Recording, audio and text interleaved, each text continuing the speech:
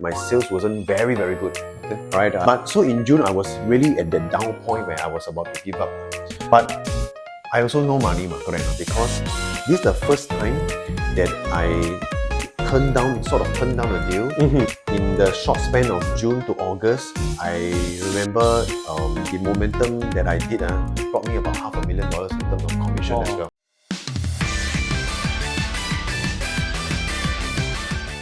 Alright guys, welcome back to Property Titus Lim. Today we are launching a new series whereby we will sit down with different people from different walks of life to have a chat. Today I have with me my mentor in real estate, Joel. Hi everybody, I'm Joel. Yes. Welcome Joel. Yep. Maybe you'd like to give everyone a quick introduction? Quick intro. So of course, my name is Joel. Been in the industry since 2011.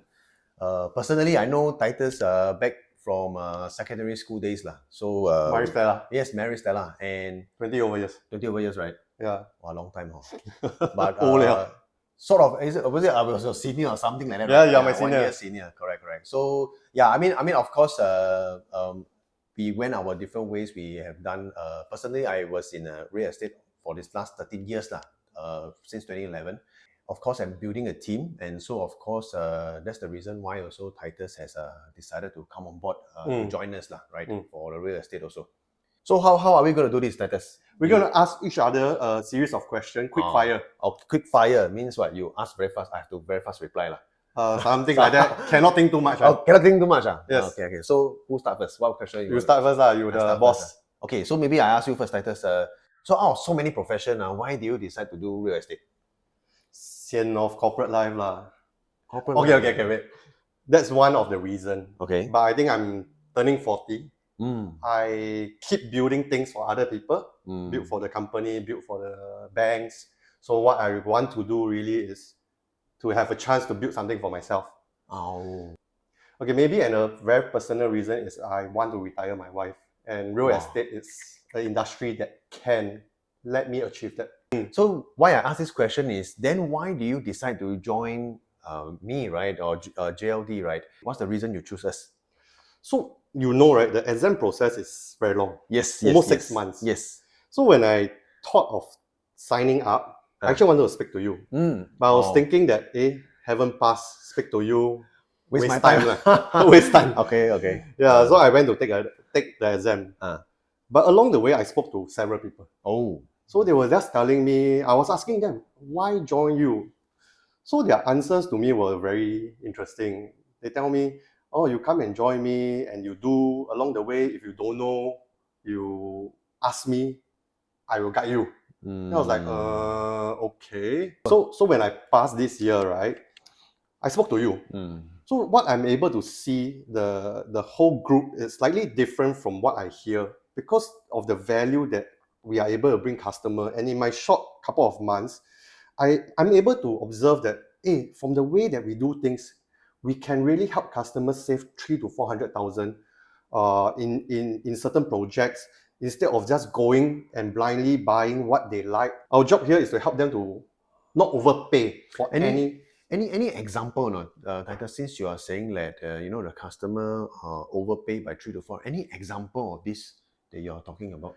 So for example, I realized that in resale market, right, when you buy the low floor and the high floor, resale market actually does not factor in too much of a difference. But when you buy new launch, the developer might charge the low floor at 2.1 million, the high floor at 2.6 million. So you are paying about 500,000 more for 15 to 16 story more. But both can resale at around 2.93 million. Then the 2.1 million guy will make so much more than the 2.6 million guy. Right. So you're saying that JLD's platform allow you to do study like this. How come certain development, the gap is so big at entry, and then when come to exit, the gap is so small, right? Yeah, exactly. So why is it important for customer to go through this analysis? So real estate is one of the biggest purchase in our life. And due to government regulation, pink IC, blue IC, you can only buy one. Of course, you can pay ABSD, but nobody will do that. So this is the one and only choice, right? I feel that it's our responsibility to help our clients to buy the best unit that they can get out from the market lah. Yeah. I also agree with you because last time when I'm saying I'm 13 years in the business, Mm. right? Like so last time how I do is customers say, Joel, I want to buy. Mm. I said, okay, I find for you.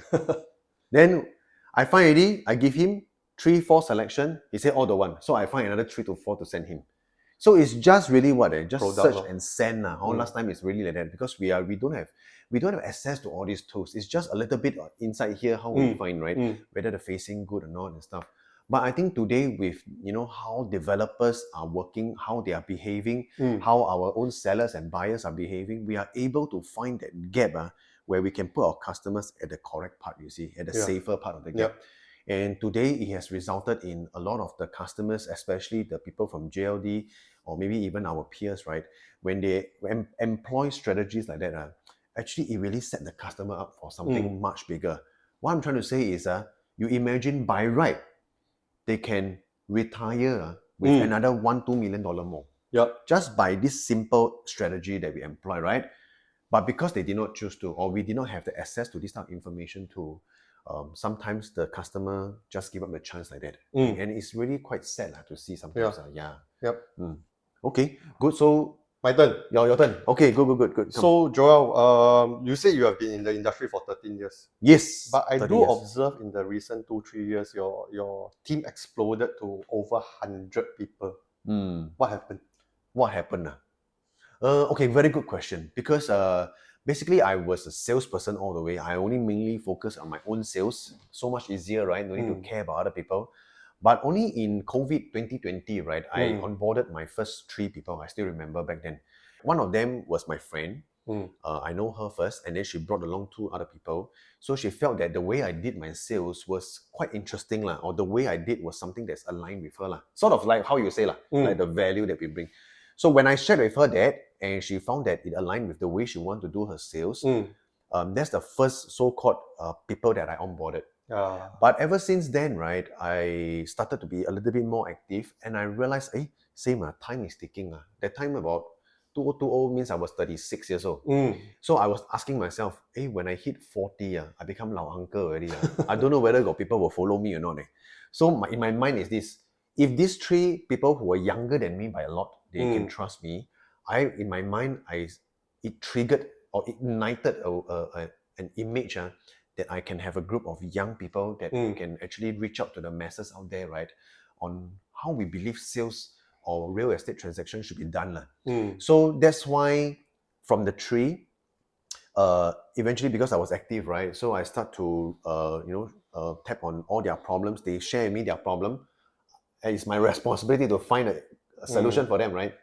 So end up I one person at work, now become my brain have to work for 4 people. Then 4 become 8, 8 become 16. So I think just before I know it, in that 3 to 4 years, I think the team today is about 120, 130 people. But if you ask me, it's a very good learning journey because now I get to have 130 case studies that I can learn from, right? That's why my brain sometimes can be quite fast. You all ask me how come I can think of certain thing. It's not because I'm smart. It's just because you all give me the chance to. That's how I think I've benefited from it as well. So next question I have for you, Joel. What's your best transaction? Maybe not just in terms of dollar and cents, but most memorable transaction, maybe. Okay, when you ask me this question, I only have one in my mind. Only one. So it was in 2019 June. I still remember very clearly. Because from January to June, that period, right, my sales wasn't very, very good.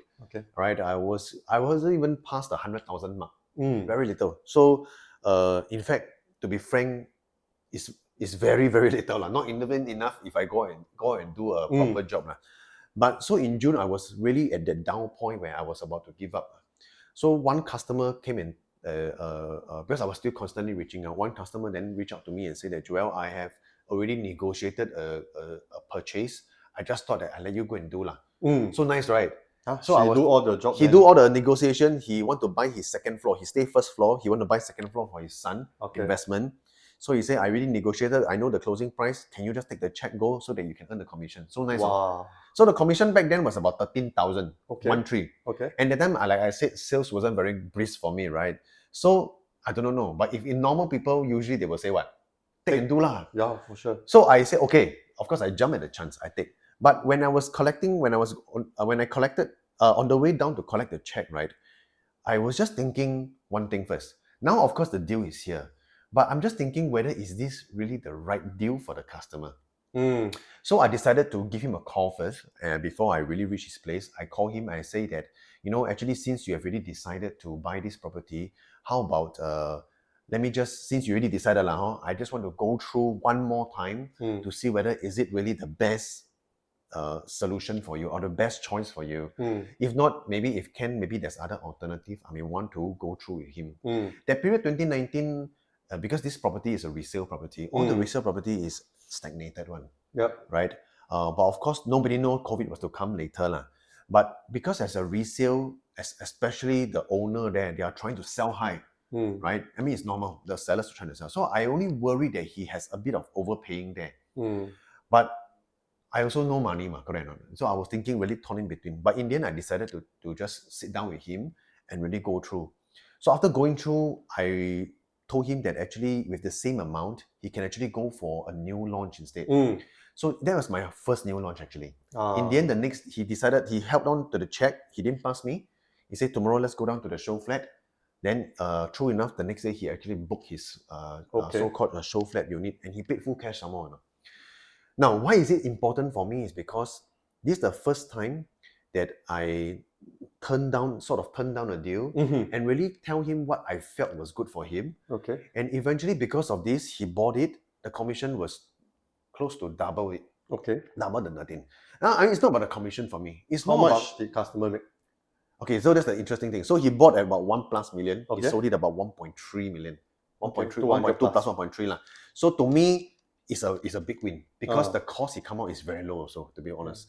Anyway, cut the long story short, what happened was that why I say it's so important to me, because that first transaction of my new launch opened up the rest of my so-called thinking of the way I serve my customers also. I dare to really sit down and tell them what is right, what is wrong. And in the short span of June to August, I remember the momentum that I did brought me about $500,000 in terms of commission as well. Just because of just this one small change in the way I Just a think. trigger. Just a trigger in how I handle this customer, how I really thought for him, and I decided to do it the same for the rest of my customer. That's why it's so important to me, right? Okay. Yeah. So sometimes it's really also about the mindset to me behind it. So Titus, I mean, of course you have been with me for a couple of months already, and I believe right now in these last couple of months we've been really reaching out to a lot of customers.